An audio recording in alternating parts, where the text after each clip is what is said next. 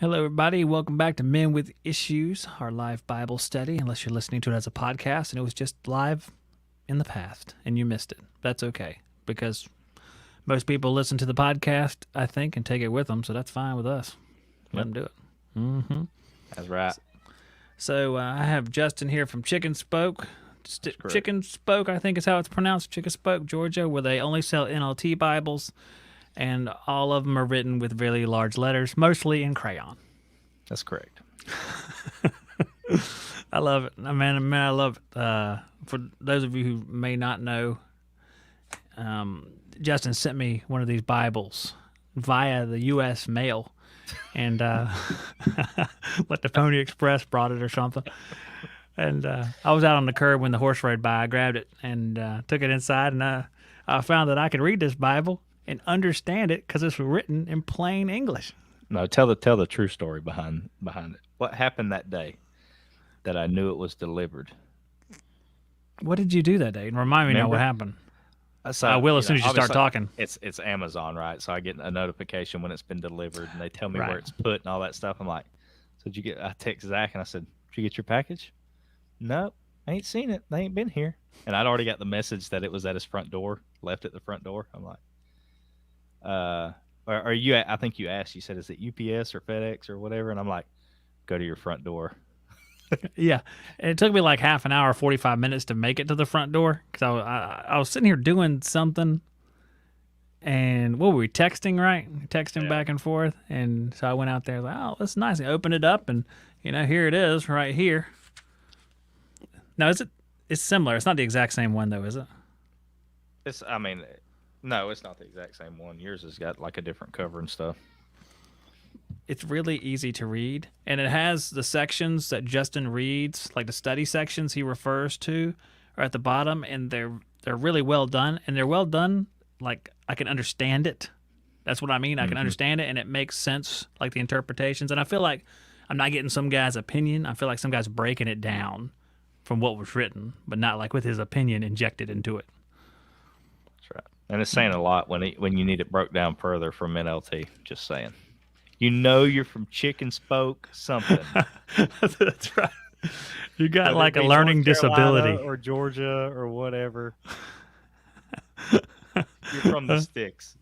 Yeah, that's right. That's pretty funny. Yeah, but I love it. I just want to say I love it again. And if you find it hard to read a version of the Bible, let me give this a shot. I don't know if it's available in metropolitan areas or not, but because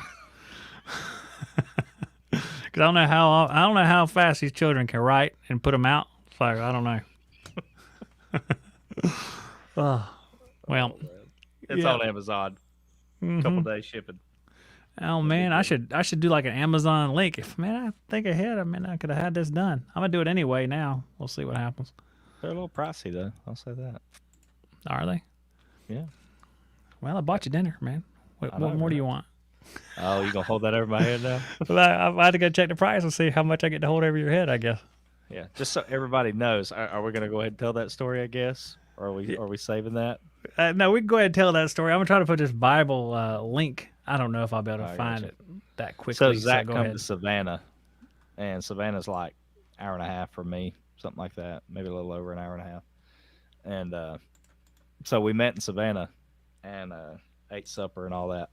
And he refused to let me pay, which is typically the card that I play. I normally pay for everybody's food. Every time we go to supper somewhere, I don't care who's with us, I always pay. So it was different for somebody to pay for me. I'm not used to that. So, but I appreciate it, and we enjoyed it. Hey, that's no problem, man. I'm glad to do it. The last few instances that were similar to this, like when I met Curtis up in Virginia, he paid so quickly. It was like a stinking ninja. So I was like, as soon as the lady came over at the very beginning of the meal, it's like, I'm paying it. It's me. All right. And then Justin's like putting up a fight. He's about to do some kind of military crap to me while I'm not looking. And I'm like, no, I'm going to pay for this meal. And I appreciate you not, like keeping on and letting me do it because I wanted to do it, Yeah. And I was glad. I had a great time. Is that you or me? We both got the same ding to our watches. My watch is dinging. Our buddy Chuck Pierce just liked the fact that we're live. So on Facebook, I guess. Appreciate that. Good old Chuck. Cheers. He ain't come over here and watch. He just liked the thing. That old East Tennessee guy. Strong East Tennessee accent. Mm-hmm. You And the cannot link. mistake where that guy's from. Yeah, no kidding. Chuck is, I think I'm from the South, but I'm not from the South. If you like listen to me talk and then listen to like my contemporary Southerners talk, Chuck's like, I'll say, it's like so thick. It's like there's no doubt about it. It's like, which town are you from, Chuck? Is it this one? Yeah. And also understand that when you live in Tennessee, you know based on how somebody talks what area of Tennessee they're from too. That's pretty good. Like Chuck's accent, people in Tennessee, without a shadow, like he'd go to Nashville and talk like that, and they'd be like, "Oh, he's from East Tennessee." I bet they think East Tennessee, those are mountain people. That's what they're thinking. Oh, yeah. They're mountain people. Oh yeah, Good moonshiners. grief. Just like you chicken spoke, dude. That they like all the people in what's a swinging hip town? Is it Nashville? The one with all the music and everything, right? Yeah, in Tennessee, yeah. Yeah. So all the like out of state people that if they're gonna go somewhere, it's like the Austin of Tennessee. That's my interpretation That's of exactly it. it. So when Chuck comes down to his own state, like in Nashville, they're probably like, "Where's this guy from? A different planet?" It's like, "No, I'm from here." I bet Nashville is like that now. Mm-hmm. It There's seems so very many people that's Austin-y. moved in there. Mhm. But I kid. I say the same thing about Georgia. It's like you got Atlanta, and then you have the rest of the state. Mm-hmm. Well, I was in Atlanta. It was all right, but in Savannah there were parts down there like you see these. I guess the bigger the city gets, the more random people you will have. yeah. That's like not Oh, that yeah. cookie cutter Southern. And nothing wrong with not being a Southerner. And that's not what I'm trying to say. But you get a lot of more. What's the word? People like diversity. Let's use that. Diversity. There's a lot of diversity down there. Mm-hmm. Again, nothing wrong with that. It's just not. It's not like going to Chicken Spoke or Burgaw and seeing 100% of the exact same type of person as far as where they're from. So Yeah. living on the edge, basically living on the edge, the cultural edge. Hey, I know we had to do like the Bible studying part, but I made something in this time between when we spoke and when the show appeared. Okay. I just want to, first of all, here's the thing. Here's the picture of when we met. People, there we are. We're outside. We got that great shirt right there. Yeah, that's what I was fixing to say. Oh, That you ought to shirt tell in your that hand. story. Oh my gosh, why it is that I have the shirt in the first place. But I want to show you something before you do. So there's a picture of us. There's the actual picture, and then this. If you look closer, you see more. Okay, you'll see that Justin's actually holding a Roby drink. You didn't even make it look good either. I You did. made it as cheesy as you possibly could. I had to lend to the comedy, and I had another one, but I forgot to download it. I'm gonna download it real quick, and I will say I did this to myself too because I want you to feel bad, like I was like keeping on. But here's another picture I found. This is you at Direct Tools, and just to be fair, this is me in front of Milwaukee Products with a King James Bible. That's correct. Yes. All right, I'm all done. You can tell the shirt part of it if you want to. It's Okay, hilarious. so they won't get the. I don't know. I'll tell it, but it won't be as funny. But so that's Zach's shirt in his hand, and I have that same exact shirt. It comes from Sam's Club. It's a collared golf shirt or whatever you want to call it, polo shirt. And we've joked about this in the past because we have that same shirt. I think we wore it at the same time before doing the show or something. Somehow we Yeah. figured out that we both have that shirt. So we're at Logan's eating, and we're finishing up, and the lady is picking up our plates, cleaning up the table or whatever. And we had, what was it, barbecue? Was it barbecue sauce or steak sauce or something? I believe it was barbecue or A1. Yeah. I guess it could have been. So barbecue in one of the little, little plastic cups or whatever. And when she picked up the plates, she dropped a cup of barbecue sauce down my back, poured all down the back of my shirt. So Zach's She didn't like, do "Oh, anything. no." She took off. Yeah, she she was so embarrassed she didn't even know how to address it. She literally just walked off and pretended like she didn't see it, but she did see it. yes. And I didn't she- realize that either till afterwards, and they she- said, "Yeah, she looked." She never come back to the table. She was so embarrassed. And I'm not that type of guy. I'm not gonna like chew her out or nothing like that. Ain't a big deal. I don't care. I would have much rather you said, "Oh, I'm so sorry," and at least like Mm-hmm. got me some napkins or something. But anyhow, so I'm like, "Oh man, my shirt's all wet and nasty, and I got barbecue sauce all down my back." And Zach's like, "I got the perfect shirt for you." And I'm like, "Oh, okay." He's gonna give me a shop talk shirt or something he's got out there in the car or Like a whatever. No, Roby shirt. he throws me the same collared shirt I already have. It's just funny. It happened to be there. I like packed it away, and it's like, man, this is the perfect shirt. He can go seamlessly into this shirt and totally recognize every part of it. So I knew that would be great. Oh yeah, Well, all right, the Bible, that's right. not the miniseries either. The Bible itself, NLT, for all I'm you gonna be grade completely schoolers. transparent too. So, Ephesians was my idea, and I want to say I said chapters 4 and 5, correct? You did, yes. Can't even tell you where my highlight was. Oh, the highlight was, as far as I knew, you were going to kind of jump off of that study section, the full life, and talk about that, how you had to empty your life of the bad stuff. But I could be wrong. Yeah, I could just I mean, read Ephesians. that was one part of it, but there was something else, and I can't for the life of me remember what it was now. I bet it'll present itself to us as we work through this. All right, let's start with this. Why did you want to do it? Like overall, like what was the sentiment? It's like I have no idea. I have no idea. I was reading Ephesians at the time. How about that? Hey, I'm gonna help you out, okay? Because how this works is like Justin will be like, huh, and I'll be like, I'll talk about something, just like, oh, I remember now. So let's just follow that tried and true formula. Because you said 4 and 5, Yep. so I reread 4 and 5 actually before we got started tonight, right before I had that wonderful bacon. And 4, that's irrelevant, I guess, but unity in the body, and starting to read there. And I make my little notes just so I try to remember stuff when I'm reading the Bible. Mm-hmm. And like the gist of the beginning of this is living a life worthy of your calling, and because you were called by God, and it lists some ways that you can be more Christ-like. Like it says, be humble, be gentle, be patient with each other, make allowance for each other's faults because of your love, make every effort to keep yourselves united in the Spirit, binding yourselves together with peace.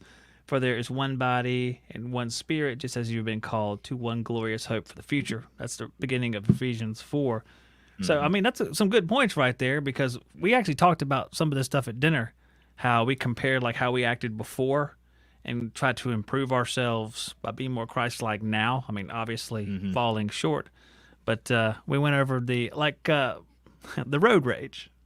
Oh yeah. Yeah. How we reacted in traffic, and we went over some details of how we were flipping people the bird in traffic. We've all done that, and now trying to restrain ourselves. How's that going for you? Are you restraining yourself well, Not uniformly?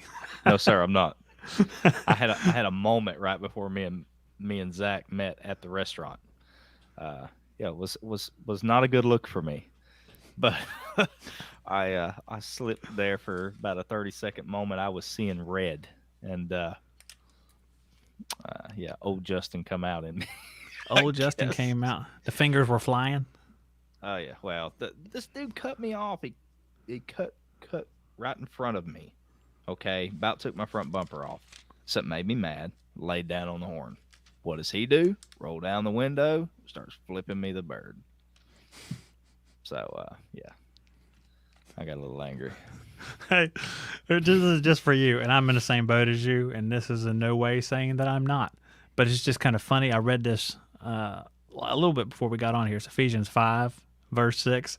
It says, "Don't be fooled by those who try to excuse these sins, for the anger of God will fall on all that disobey him." And I was just thinking that, and not that that's what you were doing, but there'll be people out there saying, this isn't so bad. This, there's a lot worse things out there. It's just a layer of tiny excuses to make you kind of accept that what you're doing is okay, almost. So I thought it kind of applied there. I do the same thing though. I mean, I told you, I'll tell you, everybody out there. I mean, I remember the instance that is so crystal clear is the instance where I got cut off by an 18-wheeler going onto the Memorial Bridge in Wilmington, and it's one way, and then it's split into two sections, and it's one way the other way. So this guy comes out of the turn lane and comes onto my lane while I'm trying to enter the bridge. So, I mean, he's an 18-wheeler. If he hits me, then, I get to meet Jesus. So he cuts me off. I swerve over, almost getting a wreck, and I ride alongside of him with my arm sticking out up high so he can see it in the window with my middle finger sticking into his window and just ride across the bridge and just kind of stay right alongside of him. It's all because of anger, just I was so ticked off. It didn't accomplish anything, but it's spur of the moment, human emotion. Yeah. Well, and I redeemed myself, okay? Because Uh-oh. then when she spilled the barbecue sauce down my back, I could have handled that Oh, sure. the wrong way. I said, nah. And even our wives were like, "You're not gonna say nothing to her?" I'm like, no, I'm gonna let it go. I'm not gonna say a word. It's Not a tough. big deal. It's tough. We were having a discussion at dinner how we act before, we act now, and sometimes it's tough to be. I don't know what the right word is for it, but kind of indifferent to some of the stuff that happens instead of getting angry at it. And I've gotten used to it a little bit, just not returning fire every single time. And my wife, there'll be other people, not just my wife, but other people that'll say, like, you should have said something. You should have done something, like almost in a provocative way to try to get you to do something. And to me, that's, the more I read, I'm like, okay, don't do anything, just don't do anything, because it feels good to do it sometimes, because, anger is See, fun. It feels good. I'm guilty of the opposite of overreacting, and then my wife having to say, "You handled that the wrong way," and then being able to go, "Yeah, I agree. I see that now." It happens a lot. I mean, I think when you do different parts of your life, that applies to, in that situation where you get provoked to anger real fast. Maybe you got a weakness for that, maybe, and then my weakness is somewhere else, which I can think of like a million of them. But I'm better for that, but weaker in another area. I think that goes for everybody. I would do good to pray for patience every day for the rest of my life. Yeah, I think. Yeah, I mean, I've gotten better as I gotten older, but yeah, it's definitely. it's practice makes perfect, I guess. I don't know, but it ain't here yet. Yeah, patience is not my strong suit. Well, I don't know. And you got to figure that when Paul's writing the letter to the Ephesians, that they feel the same way we do. I mean, these are just people, and they have all these problems, and he's just trying to say, all right, let's be like Christ. And he knows that they're not going to do perfectly. So it's just kind of inspirational to try to say, okay, this is a message through the Holy Spirit, so let's listen to it, and we can put it into practice and see if we can't get it right one day. Mm-hmm. It's tough.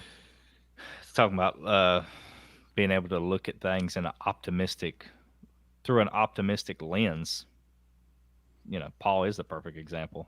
He's writing the book of Ephesians while he's in prison in Rome. Yeah, that's right. So trying to tell people how to be more thankful and look at things in a better lens, while he's sitting in prison. So, and it's not even his first time in prison. It's like he's been beat and stoned, and he's been in prison multiple times, and he's still happy. And I guess it wouldn't be too long after this that he was martyred. Probably, I don't know how long. Yeah, this is what 60 A.D. I think is what That's what it says. Yeah. Another good feature. AD. Yeah. Hey, another good feature of this book, it puts all that information at the beginning. Mm-hmm. It's very helpful with figuring out, what time things are happening. What do you think about that reading time right there? The reading time is inaccurate. Do you see what it says? It says 10 minutes. 10 minutes to read the entire book of Ephesians. There is no way, man. Yes, Ephesians is a short book. Don't get me wrong. But it's... Dude, there's no way. There's no way I could read six chapters in 10 minutes. No, I didn't. There's not chapter understand what I just read. Yeah. Okay. Yeah. That's right. Yeah. I could do the whole. What was that? What was that? What do they call that? The people that can read a whole book in whatever an hour or whatever, where they do the whole skimming thing, where they read They're like one speed line on readers. each page. Yeah. I don't know how they do that because I read, like, when I read 4 and 5, 4 took me longer than 10 minutes by itself. I mean, probably 20 minutes or 25 minutes just to read chapter 4 because I was trying to go slow because I won't understand it otherwise if I don't take my time. I wonder what they do. What do you think they do? Read like one or two lines off each page and just kind of summarize it all together? I don't know how they do it because I remember, like, the guy, when I was a kid, Micro Machines, like the little cars were real popular, and the guy who did the commercials was like a speed talker. You know what he was saying. He's a famous guy for doing it, but I never could do that. I read slow and I still forgot half that crap at the end of the page, especially for school. I'm so glad. I told my kids I was so glad not to be in school. It just come back to me. See? Chapter 5, verse 21 through 33. All right. 21 through 33. Oh, this is interesting. Okay. This is not what I thought, actually. Yeah. I guess I should just read it. How about that? Do it. Okay. And further, submit to one another out of reverence of Christ. For wives, this means submit to your husbands as to the Lord. For a husband is the head. For a husband is the head of his wife. Why am I having a brain fart here? For a husband is the head of his wife, as Christ is the head of the church. He is the Savior of his body and church. You might have to read, Zach. I'm having. Where's Joe Shearer? Where's Joe Shearer when you need him? Like 3.5 right now. As the church submits to Christ, so you wives should submit to your husbands in everything. For husbands, this means love your wives as Christ loved the church. He gave up his life for her to make her holy and clean, washed by the cleansing of God's word.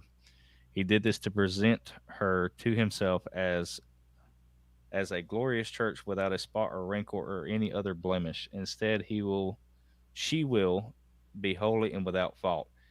In the same, husbands ought to love their wives as they love their own bodies. For a man who loves his wife actually shows love for himself.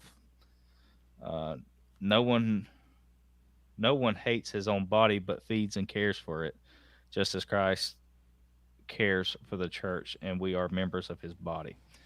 As the scripture says, a man leaves his father and mother and is joined to his wife, and the two are united into one. This is a great mystery, but it is an illustration of the way Christ and the church are one. So again, I say each man must love his wife as he loves himself, and the wife must respect her husband. Hey, you made it.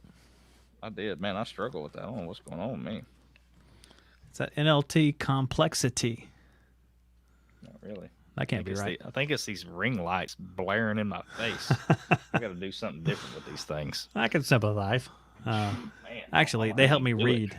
I can't see. I wear reading glasses when I read the Bible now, so it's Yeah. I need them. I'm old, but so I'm going to leave how about the study part down at not the full life, the 5:21 through 33 down at the bottom. Yep. Can you read that? Yep, I can. I might need my glasses. Actually, I think I can do it. Actually, all right. Paul tells us that the home should be a place where love and mutual submission are exhibited. Husbands and wives need to show love to each other and be sensitive to each other's needs. As they do this, they reflect the loving relationship that God has established between Christ and the Christian community. The painful consequences of our sinful patterns are most deeply felt by our close family members. Anytime we selfishly seek to meet our own needs, we will neglect or hurt the people we are responsible to love and support. Rebuilding damaged family relationships may be one of the most important tasks we faced with God's help. As we admit the nature of our wrongs and seek to make up with our loved ones, we can begin to reestablish a family atmosphere characterized by love and mutual submission. See, that was a solid 9.1. I really did good that time. I don't know. I think it was coming off of your poor performance. I felt no pressure. At least we can both agree that it was a poor performance. It was terrible. I remember now when I was reading Ephesians, whatever it was, a week ago, whenever we talked about this, maybe even further than a week ago. The thing that got me thinking, like we've read this before. We've both read this before, obviously. I think we've read it on this show when we were talking about husbands and wives. But the thing I got to thinking about here was, the showing mutual respect and all these different aspects that they talk about here, or that Paul's talking about here. Um, the thing that got me thinking was, not only is it important for your relationship with your wife, think about how crucial it is for the example you're setting for your kids in front of them as well. That's true. Because if you're not going to respect your wife in the way that you talk to her, the way you treat her, why would your kids? Why would That's they right. grow up and respect women? They won't. They So have a pattern of it.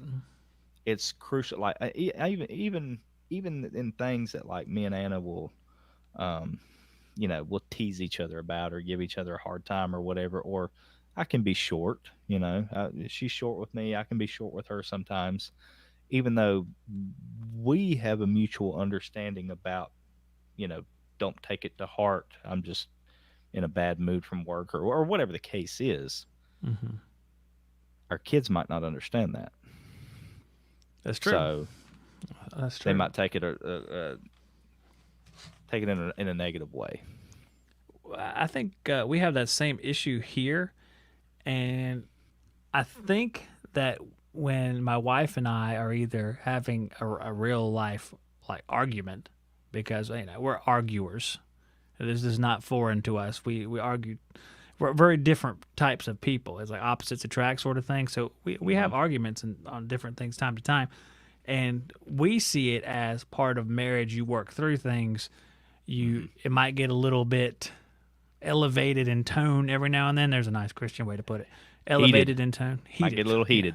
it does definitely get a little bit heated, and we know that it's a cycle where we're going to work through it, and we're going to come to a better place on the other side. Hopefully, if not that time, then in one of the next cycles. Yep. And it happens, on the regular because we're people. And Hmm. I'm thinking that what you said might mean that the kids they don't see it like that. They just Hmm. see the conflict and not that Right. the parents see a resolution afterwards. They see the conflict and that's all they see. So Hmm. that's the pattern that they glom Because onto. I can they don't understand have a that. mature mind frame like you and your wife do, or me and my wife do. You know what I mean? Like Supposedly, we have mature, supposedly. You yeah, know what I mean? alleged maturity. Yeah.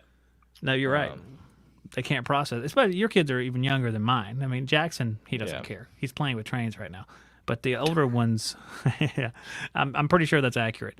The older ones might be able to understand more because Hmm. they're teenagers, but yours are a little bit younger, so it might be a little bit more of a mystery as far as how severe a situation is. Hmm. Yep. Do you talk to them about it? Yeah. Oh Okay, yeah. when did it Yeah. occur to you that that would be an issue? Like, how long have you been like, maybe these kids, we need to tell them that it's all right, that sort of thing. Honestly, the more that I study, Mm-hmm. I think the more that you study, the more you start to think outside of our natural box of how we've always thought.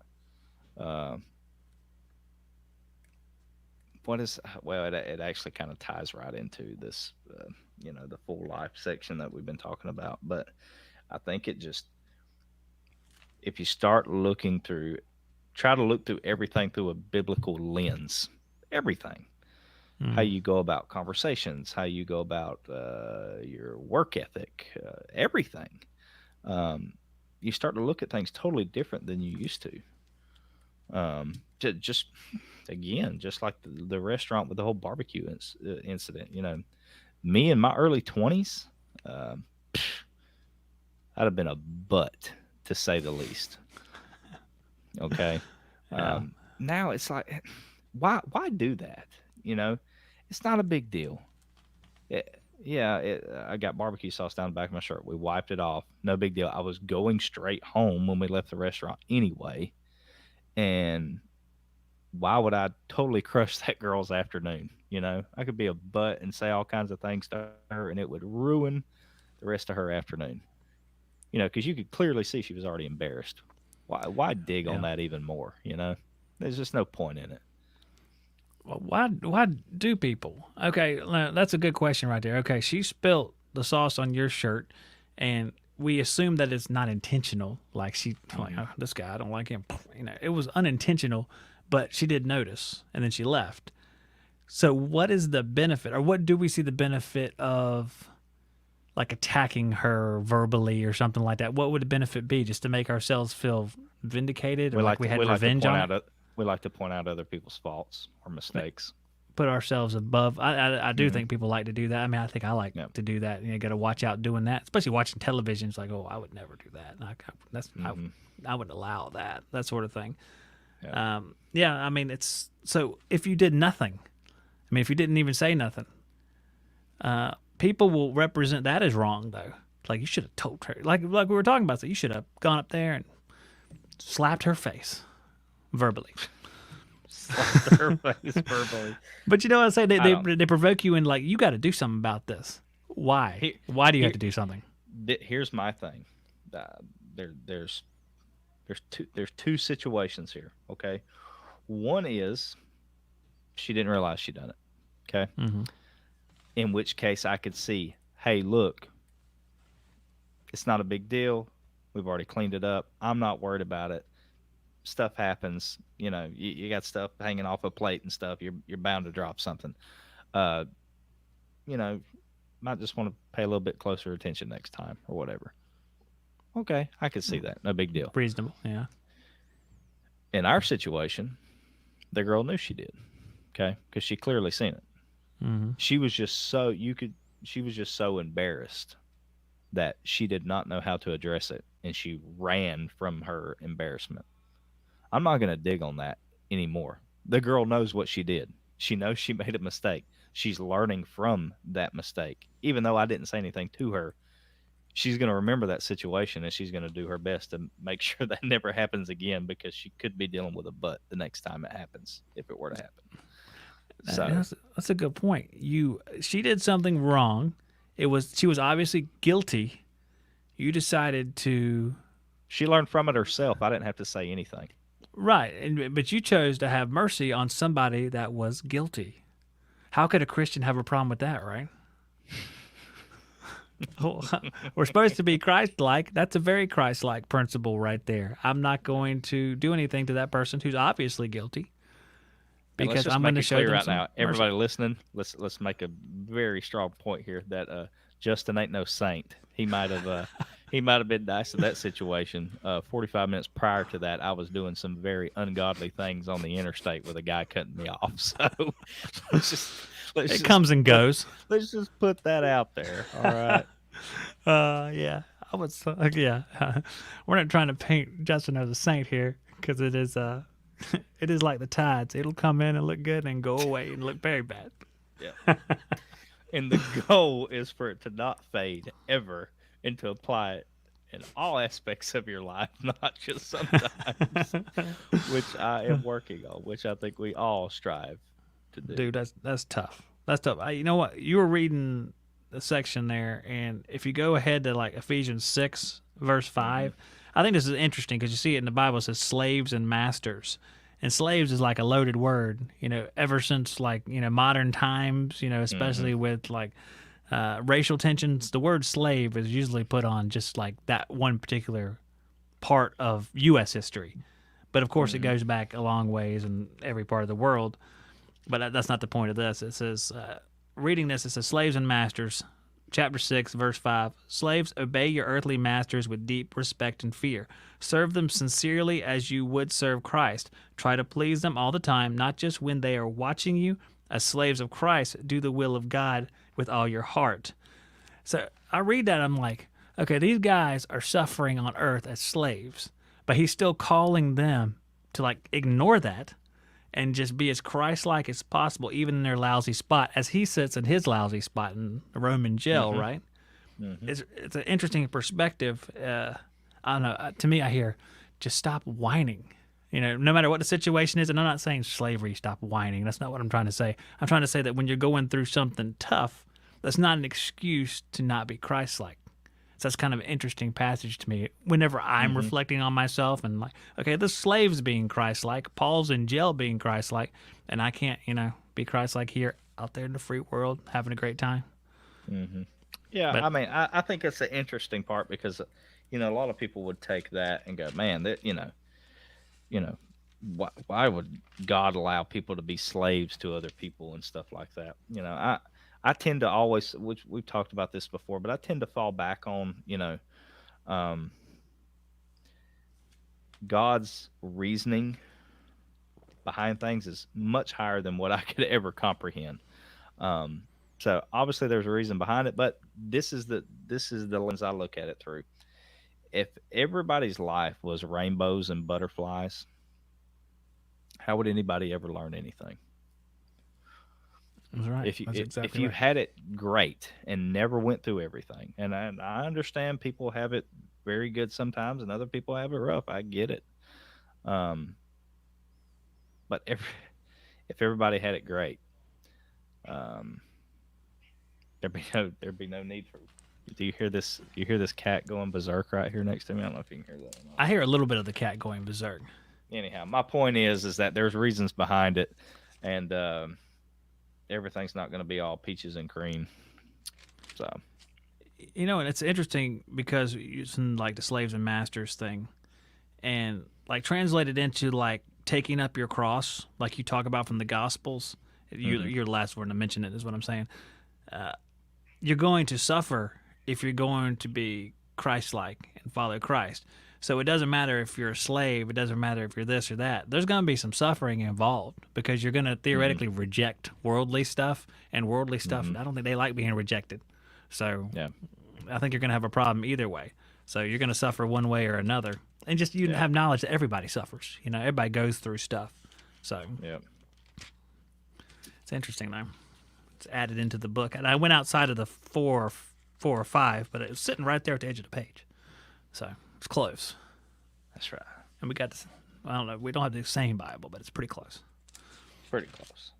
Yeah, and there's a section on children as well, but it kind of spurs right after the husbands and wives. And I thought it Hmm. was cool. I read and this is chapter 6 as well, verse 4, because it says children behave. Of course, we're all like, yeah, but then it says, fathers, do not provoke your children to anger by the way you treat them. Rather, bring them up with the discipline and instruction that comes from the Lord.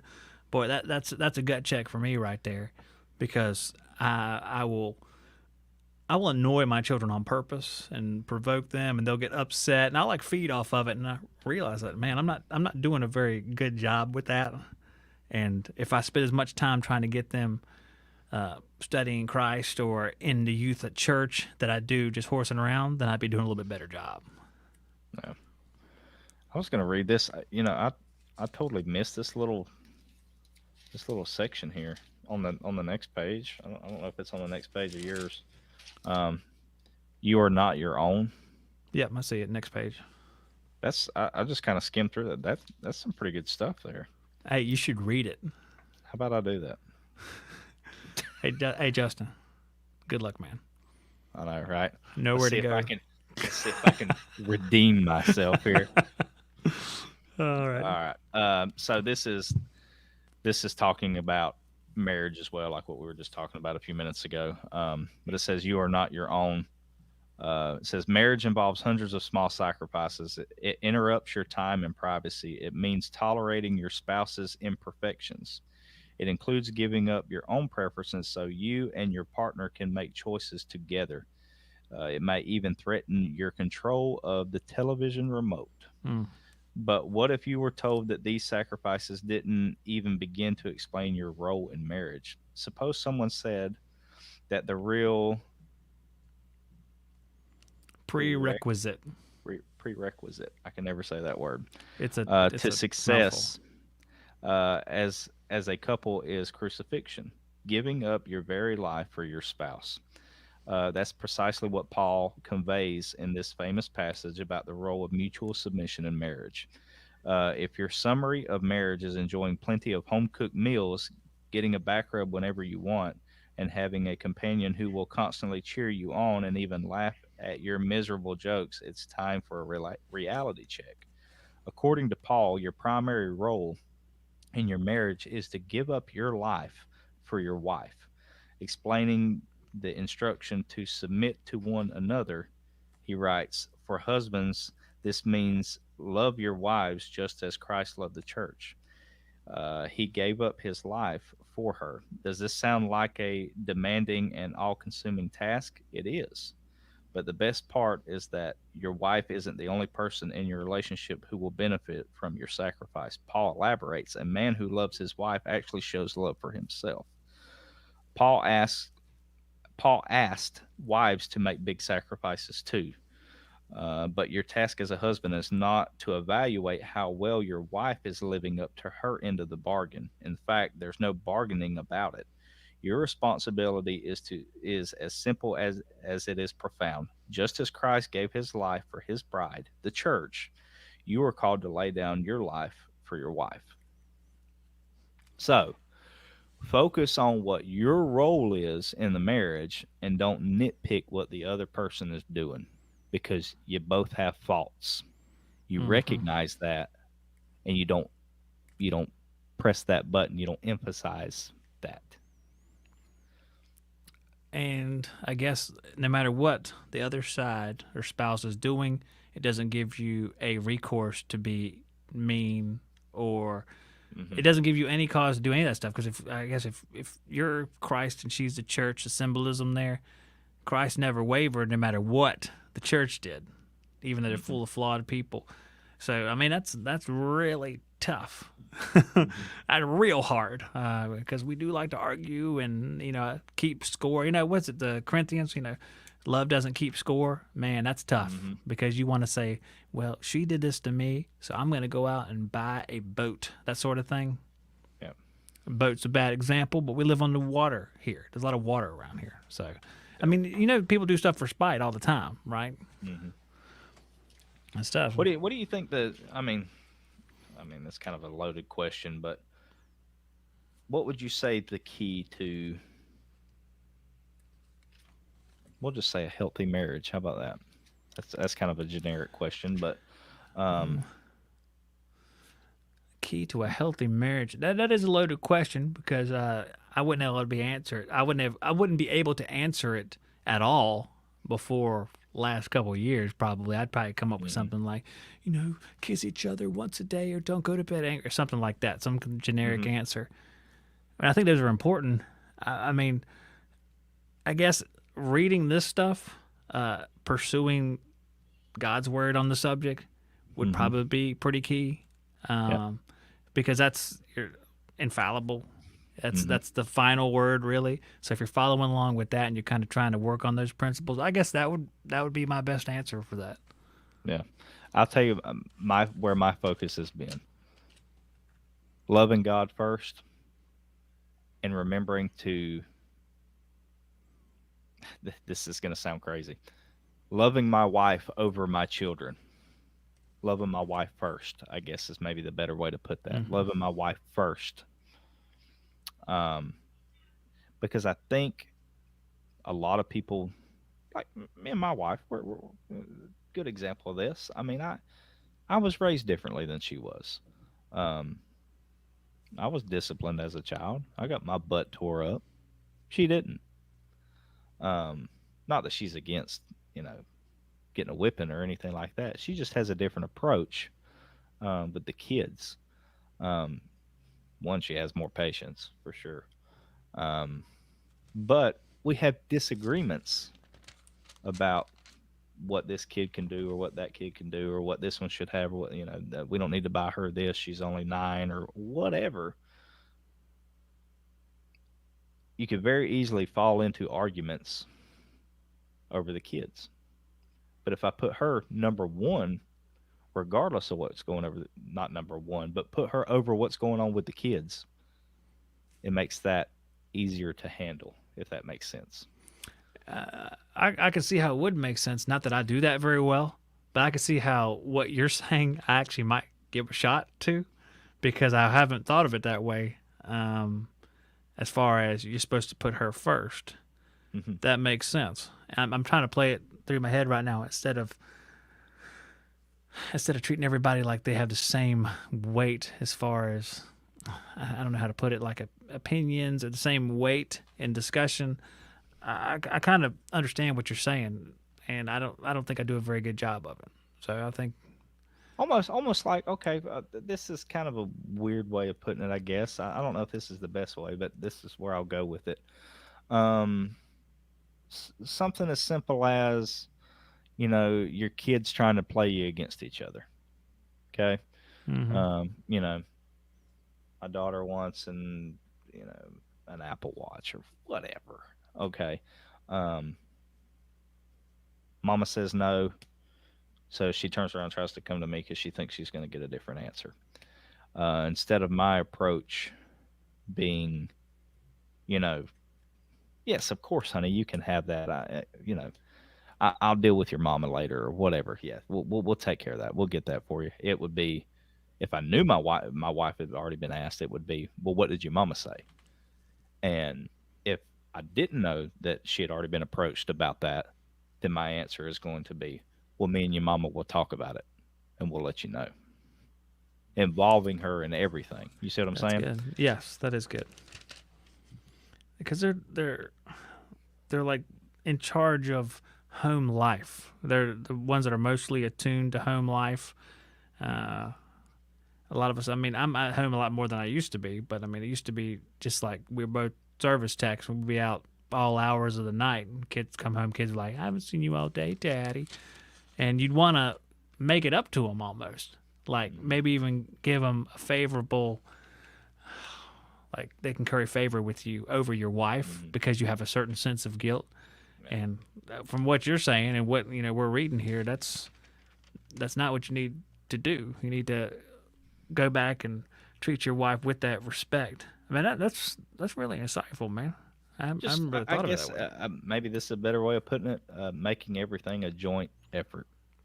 Yeah, yeah. Showing her the respect she deserves, Yeah. no matter how the relationship is going. At any point, the treatment should be uniform, Hmm. biblical based. Uh, Christ died for the church, so you should give up your life for your wife. That's really tough. That means you just let yourself get hit with bullets nonstop, theoretically, and Hmm. keep your composure and patience. Yeah. That's tough. And in hopes that she does the same, obviously. But I mean, that's not how it works out because there's marriages where one of them might be treating someone biblically and the other one might not. Hmm. So that would be a very tough situation for whoever that was. And for me, it's really, this is how I have to approach it. Not that I'm, do this, that what we just talked about is obviously I don't do the best job of it. I don't 100% do that. I try, but I will say this: I think you have a better chance of applying it more often when you slow down and try to look at everything through a godly lens. Mm-hmm. I think we get so wrapped around having to have an instant answer for everything. For me, I do better when I slow down and think about it and reflect and talk to the Lord about it before I make a decision. Yeah, I read through it and listen to what you read too, and the word submits pops up a lot, and I think that gets like a negative vibe Hmm. to it. A lot of people see that negative way. It's like I don't submit to nobody. I do what I want, that sort of thing. Hmm. But theoretically, all the Christians were submitting to God and submitting to Christ. Hmm. So submission isn't a negative thing. I guess people see it as I don't know, like a loss of freedom, or like they had to give up their control of something, so they kind of resist it. Hmm. But I mean, I don't know. As far as submission and servitude, I think that's really the key. I mean, Yeah. it's almost like you can't be truly free unless you give up and give it Hmm. to God, that sort of thing.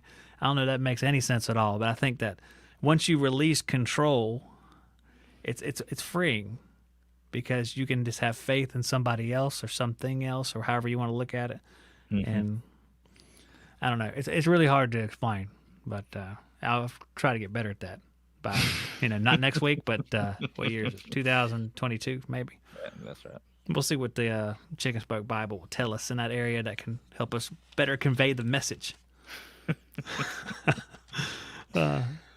So, Did it all make sense to you though? Did it make sense what I was saying that kind of giving up your role and like controlling everything in your life is freeing in some way? right. Yeah. I was.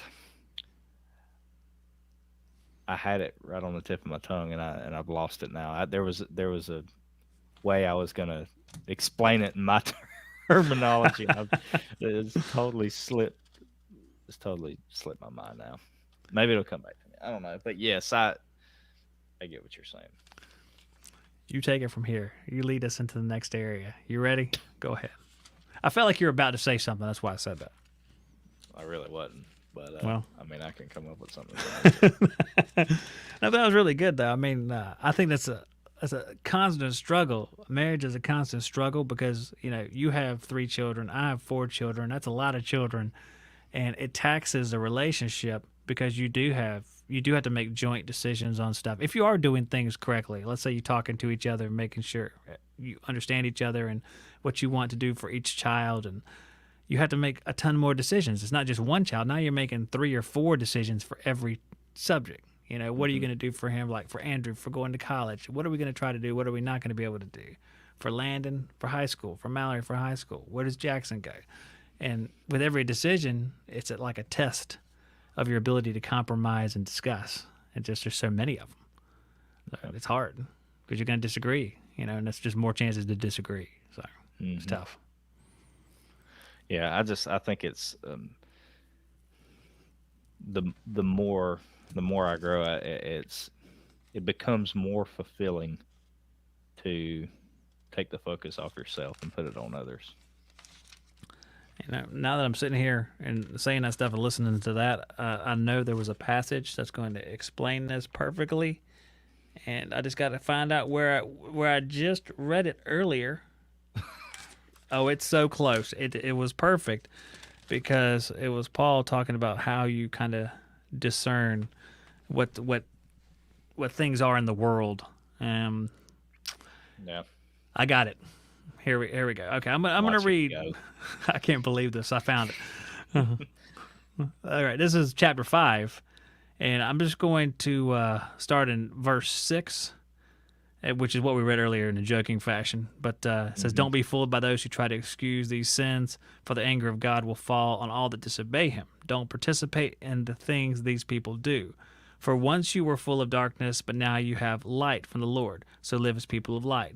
For this light within you produces only what is good and right and true." Now, this is the part that really caught my eye when I was reading this. It says, "Carefully determine what pleases the Lord." Okay. So every decision, everything in life, run it through the lens you're talking about. The Hmm. lens, what would the Lord have me do? It says, take Yep. no part in the worthless deeds of evil and darkness. Instead, expose them. So don't just not do something, expose what's wrong. And Yeah. it is shameful even to talk about the things that ungodly people do in secret, but their evil intentions will be exposed when the light shines on them. For the light makes everything visible. This is why it is said, "Awake, O sleeper, rise from the dead, and Christ will give you light." So, I mean, it means you have to filter everything through. And God is that first in everybody. It's the first God, then everything else afterwards, because He's the deciding factor, I guess. You have to say, okay, what does Scripture say I need to do? Because I think you can find anything anywhere. Yeah, it's just a question of knowing Yeah. where it's at, or at least kind of being semi-familiar with it, as Well, I if you am. keep going in chapter 5 there, verse 15, so be careful how you live. Don't live like fools, but like those who are wise. Make the most of every opportunity in these evil days. Don't act thoughtlessly, but understand what the Lord wants you to do. Don't be drunk with wine because you will ruin your life. Instead, be filled with the Holy Spirit, singing psalms and hymns and spiritual songs among yourselves and making music to the Lord in your hearts. And give thanks for everything to God the Father in the name of our Lord Jesus Christ. So That's a big deal too. Give I'm give trying thanks. to, yeah, giving thanks. I'm honestly, I think the best way to explain it is the full life. You want to read that, or you want me to read it? The full, I got it. I got it. I think you Okay. read the last one, did you? Oh, I read this thing right here, but I don't care. I've been doing good reading, so I'm going to press my luck. The full life. Ephesians 5, verses 3 through 20 is what this is based on. It says, ever since God gave the Ten Commandments, some have been tempted to think he enjoys making people miserable and taking away their happiness by denying them earthly pleasures. I think everybody that's complained about churches and Christianity has kind of gone straight to that as one of their things. The truth is, God wants to give us something much better. But in order for us to receive it, we need to clear some room in our lives. Often that means getting rid of sins or bad habits that are rising or using up the space God wants to claim. Instead of filling our lives with sexual immorality, impurity, greed, and obscene stories, God wants us to be full of thankfulness instead of drunkenness. God wants us to be filled with the Holy Spirit. So I think it's kind of interesting that it compares like the drunkenness as like a replacement, evil replacement for the Holy Spirit. That's kind of trippy right there. Yeah. Suppose you're walking along the beach and find an old treasure chest, but when you pry it open, it's full of sand, not gold coins. Now suppose someone else comes along and offers to give you as much gold as you can fit into the chest. Sounds great, right? Except for one problem. The chest is already full. In order to accept the gold, you have to dump out the sand. You need to make as much room as possible for the most valuable treasure. Unless you get rid of the sand, the chest will never hold anything of value. The same goes for the sins in our lives, the sand in the treasure chest. They may provide temporary pleasure, but they won't deliver lasting fulfillment. Sexual promiscuity may provide an immediate thrill, but the long-term results are catastrophic. It will never provide real happiness. On the other hand, true love for another person and for God can fill us up to overflowing. Drunkenness provides a temporary giddiness, I like that, giddiness or forgetfulness, but it's nothing like the true peace and joy that comes from knowing and loving God. It's our choice. We can fill up our lives with whatever silly or sinful things we choose, or we can let God fill us up with the things that will bring ultimate fulfillment. So it's one thing taking the place of another thing.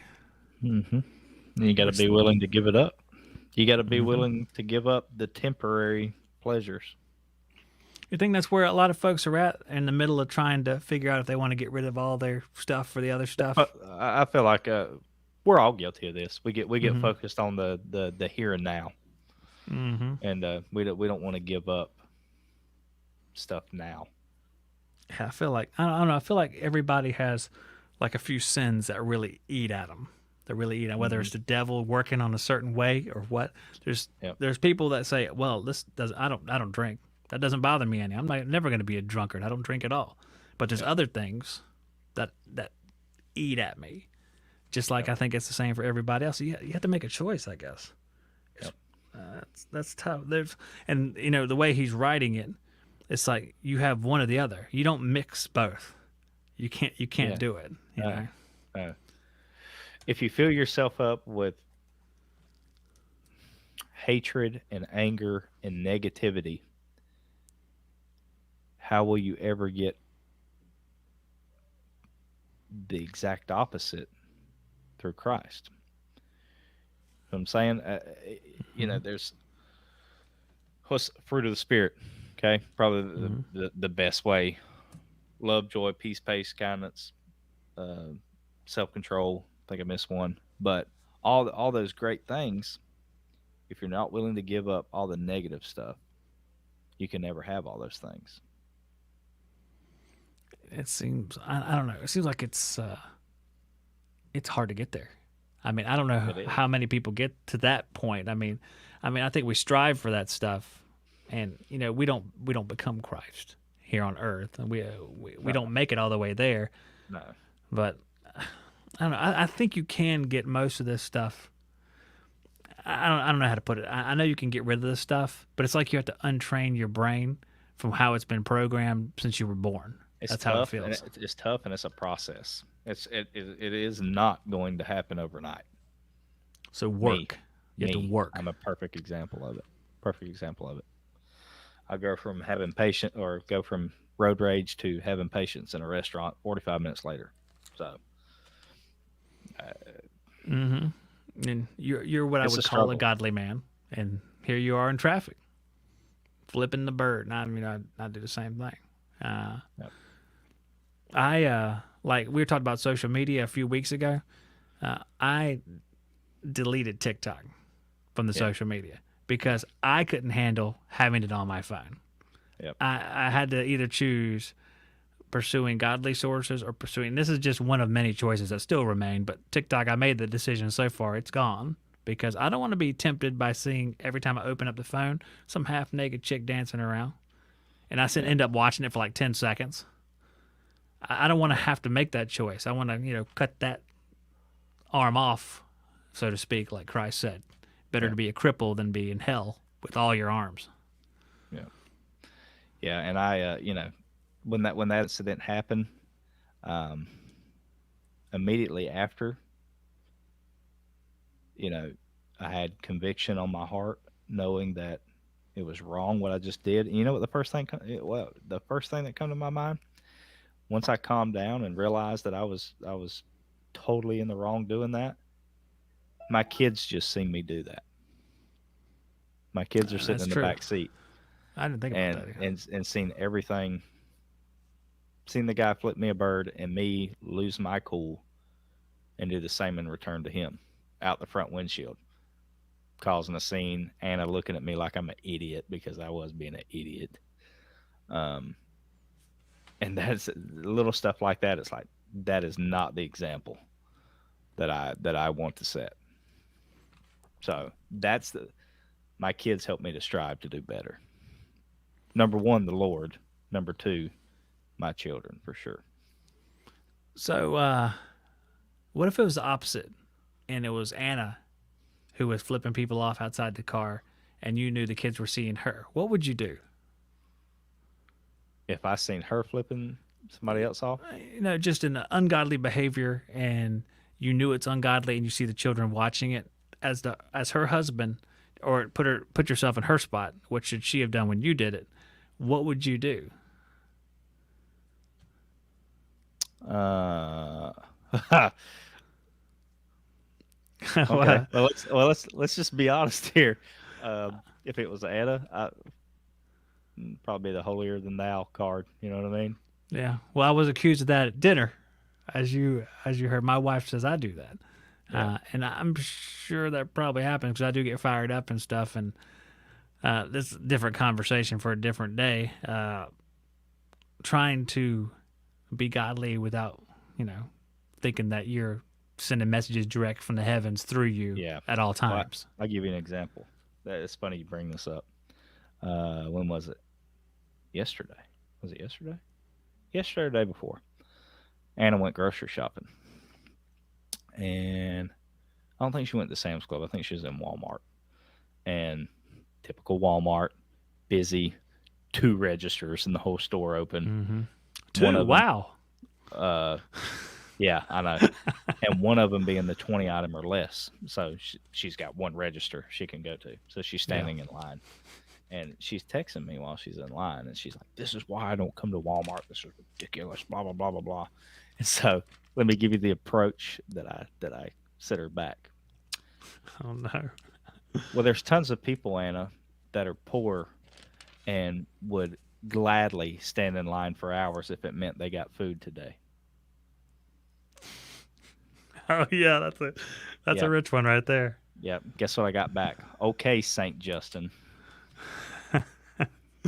Yeah. So Well, I went a little rich yeah, that was heavy. on the message there. But yeah, Why? because Why do we do because that? because when I'm in that moment, when I'm standing in line, I'm miserable, and I'm thinking the same way she is. Mm-hmm. This is ridiculous. I don't know why I even come in here. Blah blah blah blah blah.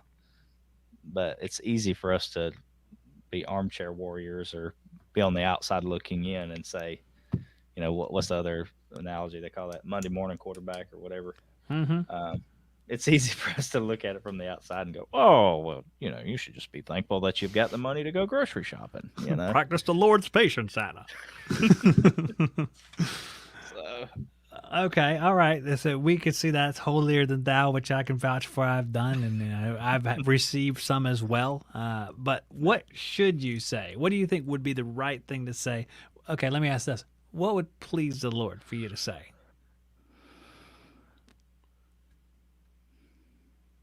Support her. So if she's in And line, ticked be off, what are you going to how do? about this? How about this? Be understanding in a godly way. Yeah, I think that's good.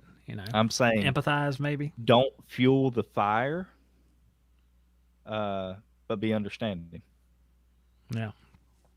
Yeah, I Hmm. know that's terrible. I hate standing in that line too, but hopefully it'll move quickly and you'll get out of there soon. I think that's what you got to do. Try to spin it and be a positive. Maybe Yeah. it'll take off now. Because Walmart's it's a trying place to be. You're in a line and Oh, somebody's kid's kicking you in the back or it something. brings out the negative. Let's just say that. Let's just throw that out there, Zach. It brings out the negative for sure. Well, it's an ungodly den. What I call oh no, I had a name for Walmart earlier. I call it the Antichrist playground. I literally said that earlier today. Oh man, that actually was today. I cannot believe that. Because there's so much which you would say is ungodly behavior. You have 15-year-old girls wearing half a shirt walking through Walmart, and all the time you're like, Yeah. Mallory's never gonna, and you're judging all of them. Mhm. It's like the Lord doesn't want that. The Lord doesn't want that. And so it's like, okay, like I'm the official spokesman of the Lord. Okay, Yeah. Samuel, great. But it puts you in that mind frame for like things that are wrong that you see that are wrong. And so you get in that mind frame, and all of a sudden you're stuck in a line, and now you're the one that's wrong because you're ticked off and you're mad, and it happens to me all the time. It's tough to deal with. I mean, I don't know. I guess you got to train yourself to kind of release that crap so you don't even think about it anymore. But man, I don't know how long that training takes. You know what I'm saying? To walk through Walmart and going, well, I hope she finds her way. And truly, that's how you think of it. You don't think of it like, well, you're going to hell like that. Because that's not helping anybody. No. I don't know. Here, let me ask you something, or let me run something by you, because I was thinking about this earlier. A lot of these books are theoretically written to Christians that are churches. Yeah. So we're saying imitate Christ, be Christ-like. Do you think like the people that listen, they're not Christ-like, they don't have any connection with Christ whatsoever? Should you be just an example to them, and then you like talk things over with the church? Like, I don't think that's right. Like you're like the rebuking. Like, I don't think you're right to do that. But that's reserved for Christian to Christian, whereas Christian to world, you're just trying to set an example. Mm-hmm. Is that, you think that's how it works? Yeah. So I mean that kind of takes the pressure off of you wanting to be a judge, because that way you can go in there and say, well, I'm not a judge, but I'm just going to try to behave myself. And people say, oh, man, that guy seems like he's not ticked off. What's his deal? And I'm like, it's Jesus. That's what he said. What's your deal, man? It's Jesus. Yeah. Pass Yeah. it on. I mean, I think, to the world, you have to be a light. You have to be different. You have to approach things differently than the world does. Yeah. And you have to set the example. And in order for people to, okay, put it to you like this. You have someone that wants to learn about football, okay? And they have two choices. They can go to a head football coach, or they can go to a chiropractor, okay? Who do they want to talk to if they want to learn about football? They're going to Gotta talk go to to the coach. to the Yeah. head coach. Why? Why they want to talk to him? He's got the experience, right? He knows how to apply it. He knows how to be successful in that. So, if you want to help bring people to Christ, set the right example and be ready to lead them there. That's good. That's right. You lead them to the actual experienced expert, so to speak, and you just try to imitate that guy. Yep. That's good. That's right. But you Well, got to be able to it's a lot less apply. You pressure. got to be applying it in your own life for other people to see. Applied it successfully Apply it successfully. and Correct. uniformly all the Correct. time. Okay. Because what happens with good football coaches? People want them. What happens with bad football coaches? They dwindle out. Yeah. You're right. Okay, in one sense that takes pressure off because then you go into it being, okay, I'll be Christ-like. That's all I have to do here. And it's like, Anna's here. You would have lost your mind. Justin Bieber exposed in Walmart. I'll tell you something else. You need to move on out of the way. No, but if you're in Walmart, okay, let's say you go into Walmart. This doesn't happen at Target, of course. This is only Walmart. I'm just kidding. It's everywhere. Everywhere I'm where guessing it doesn't happen in TJ Maxx either, because she loves to go in there. TJ Maxx is, wow. We want to get into TJ Maxx. 'Cause I was just recently nearby TJ Maxx the other day. Yeah. That's horrible. But if you go in there, it's like, okay, I'm just going to be the best Christian I can. I'm not going to tell anybody about anything. I'm not going to judge anybody. I'm just going to walk through here. I'm going to find, like TJ Maxx, I'm going to find my low-priced women's clothing, and I'm going to leave here and be done. If I have to sit in a long line, I'm just going to sit there, and I'm going to, recite Bible verses to myself, whatever gets you through the thing. That takes some pressure off, but then the pressure comes back on because, okay, I had to do all that stuff. I have to sit in line and not look like I'm going to fight somebody, or not when someone's kid bumps me, go, or can you watch him a little bit, or something like that, where he's no. You watch him a little bit. You know what I'm saying? Some kid's running out in the street. You said, "You want to watch that kid?" Where it's obviously negative. The sentiment is you don't want their kid to get run over, but you're presenting it in a way that's going to tick them off. You're being confrontational about it. It's like, oh, I think I your kid's watch in the your street. kid. I mean, go pick him up and get him out the way. Yeah, the one that's on the floor rotating and screaming. You want to watch him for a minute? Yeah.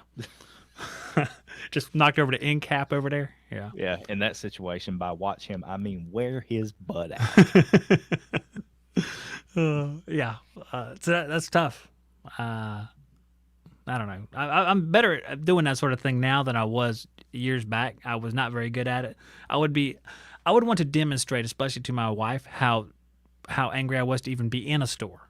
I wanted her to notice, and I wanted to make sure it was crystal clear, and it was. It's a hard habit to break because I want to be able to do stuff like that because she really enjoys that. So I try to go in there and be supportive, even though I could care less about any of these places. I try to find stuff that's interesting in some of these places. It's like, oh, let me go look at the exercise equipment. Okay, who cares? All right.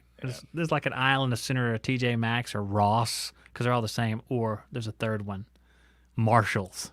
It's like all the same store. And there's like one section of electronics that I go to every time, which is just these bargain crap electronics. And there's one section like exercise gear, which is like a yoga mat. And you find yourself walking up those two aisles for the next 20 to 30 minutes looking at the same stuff over and over and over because That's right. the other 90% of the store you care nothing about seeing. I don't care about soap dishes. I don't care what can toilet paper hang on. There's like a wire one that holds 50 toilet paper rolls. Super. Maybe I missed something on this one electronic aisle. Let me walk down it 15 times and look at everything. Let's see if they have any other kinds of Bluetooth earbuds. Yeah. They're all $20 or less. This is great. These aren't iPods or what do they call them? AirPods. iPods. Boy, I'm cool. I'm really cool. Yeah. Yeah. It's a shuffle. It's an iPod shuffle. Remember those? Those are still pretty used widely, right? No? No. Oh, I didn't think so. No, not so much. Holds 50 songs. No. As soon as they figured out that you can put that music on the phone, there was no need for the iPod anymore. Yeah. They disappeared quietly one day. They sure did. Yeah. But, that's what I do. I go in the store now. If she's like, will you go in with me? And I'm sitting there, like, inside, I'm like that. But I try to say, all right, well, I'm going to go inside the store. I'll just walk around a little bit or something. It'll be exercise for today or try to stay positive. That's about all I do. Sometimes it's still, she's like, you're miserable, aren't you?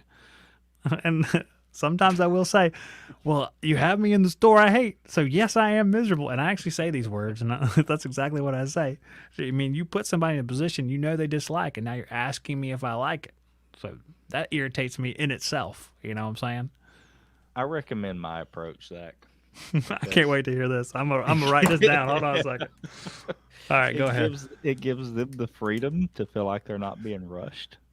but it also keeps you from having to deal with it, you go ahead. I'll be in the car. While you Take were your time. saying your approach, I was drawing a picture of a car. I do that from time to time. That's what I did the other day. I stayed in the car until, it'd been like 45 minutes, and I went inside just to make sure everybody was alive still. And And then you do little things like you're doing them a favor too, right? You say, "You go ahead. I'll keep the kids in the car." So now they don't have to deal with the kids, and they can freely go in and shop and take their time because there's nobody standing over their shoulder ready to go. Go ahead. I'll be in the car. I'm happy. I don't have to go in there and look at a bunch of stupid knick-knack crap that you want to look at. I can play on my phone, whatever. And I done you a favor because I kept the kids. that's right. That's right. She walks out of the car. First thing you do, all right, you guys be quiet. All right, shut up. I'm watching That's YouTube. exactly right. All the godliness evaporates. It's like, you guys are going to shut up. The first one of you that talks. For people on the podcast, I was holding up the back of my hand. If that helps. No, I don't know. It's like a bargain. You get into that bargaining thing. Like, all right, I got points now. I'm keeping points. I just got a few points. She owes me. And that's dangerous ground. I know it's dangerous ground, but I do it. I know it's not And, right. and then they get back in the car and they want to tell you about all the stuff they got. Oh, I got this. Look at this. This is so neat. I got this for our bathroom. Yes, that's wonderful, honey. That's wonderful. I have no idea what it is. I'm not even looking. I have no idea what you're talking about. It's great. I got to be honest with you. I mean, I've heard that exact line. So I got this for the bathroom, and the person you're seeing right now has literally said this. I said, I can't wait to take a dump next to that. Just to try to illustrate the fact that I don't care about it. And this is the kind of person that I have definitely not. I'm working on this one currently. I may not flip people off in traffic as much, but I definitely do this pretty badly. She loves showing the stuff. It must be universal because that's what you're saying. Yeah. And just try to look at it and try to find a positive in it. Oh yeah, And it's they, great. and they looking shit. desperately want us to be just as intrigued about it as they are, Absolutely. even So, though we aren't. even though we aren't, I try. It's like an exercise. Just try to figure out something about it that's interesting, and it's like, oh, that's gonna be a great looking shirt on you, babe. Fantastic. Or I could see that sitting on top of your mother's piano, like whatever porcelain thing it is. It's always some weird knickknack thing that I like. Look at this candle holder I got. I'm like, who goes in the store like, I'm gonna go in here and buy a candle holder? Like, Hurricane's coming or something. Yeah. we're just not wired that way. No, it is totally different. I don't know, and I accept it for the most part. If I go into a store, like I'm going into like whatever, Direct Tools is a good example of it actually. Not only I don't need anybody to go in there with me. I don't need any interaction. I don't need to show That's you right. when I was done. You just leave me alone, and I'll Matter of stay in fact, there for an I'm hour. completely okay with absolutely nobody talking to me. Don't ask me how much it was. You don't want to know. I'm just going off of how much I think I could spend based on what you bought. And that's another right. keeping score thing. It's like, looks like there's about $100 worth of shirts. Looks like that is going to be a drill impact combination minimum. Minimum. Yeah, minimum. Batteries included for Ryobi. For Milwaukee, I get half a drill. And most of the time when we go in somewhere like that, we're going in to look. We have an idea before we ever go in of what we're looking for before we go in there. So you're looking for, maybe 2 or 3 different things or whatever. And you might shop around a little bit, but then I'm kind of sporadic. Like I'll be going in for one particular thing, or maybe 2. I'm looking for 2 particular things. Look, they don't have it. Okay, I'm going to look around and see what they do have for about 5, maybe 10 minutes. And then that's it. I'm done. I'm out. I don't care anymore. I'm Oh gone. yeah, there's strategy to it. Yeah, for sure. And for really, the only reason I would look around like Direct Tools is because we're at Tanger Outlet stores, and there ain't nothing else out there for me. So I'm gonna look around in Direct Tools as long as possible because once I go outside, I'm not going to whatever else is out there. I can't think of the places now. I'm not going to the Calvin Klein store. I'm not going to Abercrombie or whatever the crap is out there in that place. I mean, I go to the Auntie Annie's or something maybe. That's about it. I get some of them pretzel bits or something. Those are good. We'll close here in a bit. Let me ask you this, if you've ever done this, because I've done this more times than I can count. How about you're going into a store and there's one particular thing you're going to look and see if they have. And if they don't have it, your intention is to turn around and leave because you know there's nothing else in the store that you want. You know that. Mm-hmm. So you could literally walk in the store, spend 15 seconds in there, and turn around and leave if they don't have it. Okay. But you don't want it to be awkward. You don't want to be that guy that walks in the front door, walks to a particular shelf. Okay, you don't have it. Turn around and walk right back out the door because people would look at you odd, especially the cashier. Like, what do he do? He just come in here and stick something up his shirt and turn around and Yeah. immediately walk out.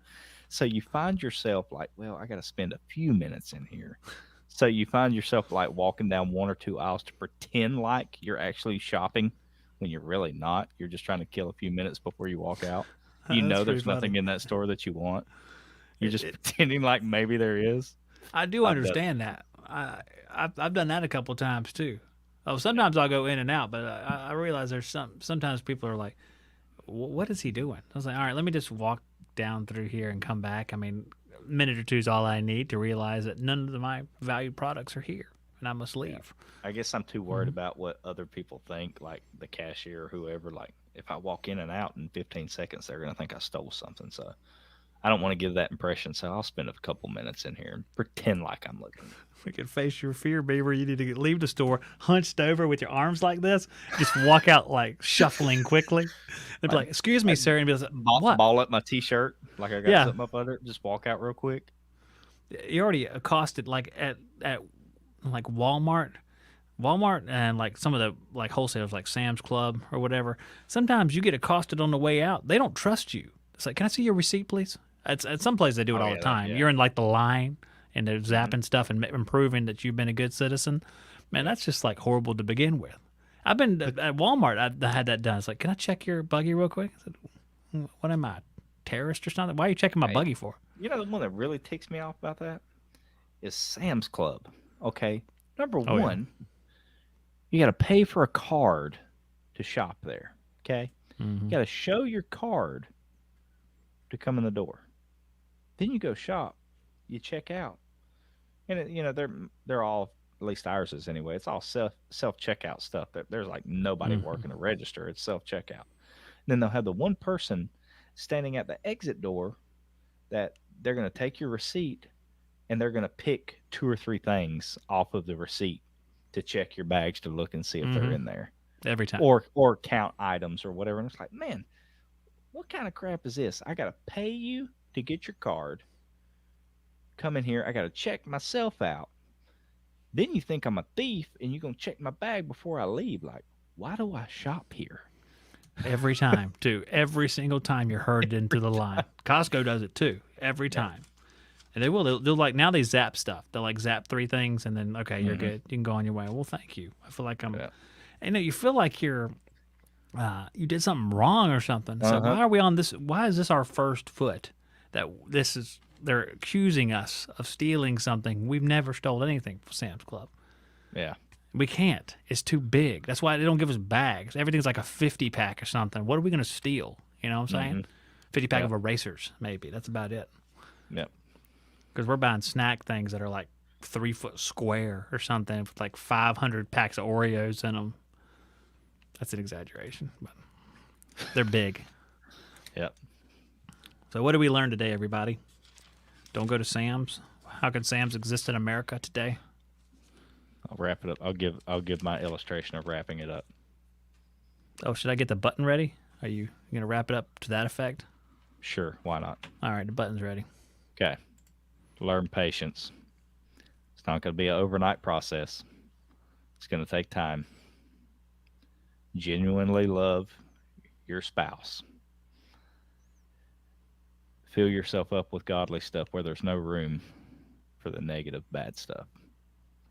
You'll be a lot better off than what you are now. We appreciate you guys. We'll see you next week.